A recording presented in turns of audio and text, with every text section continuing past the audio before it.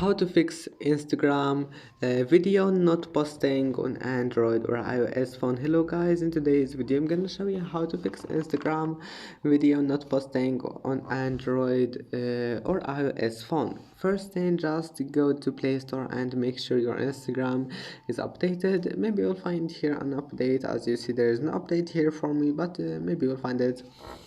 And that's it. If that doesn't fix your problem or you can't find any update or something like that, then just go to settings, scroll all the way down until you find here battery. Make sure power saving mode is disabled, and if you found here performance mode, just enable it.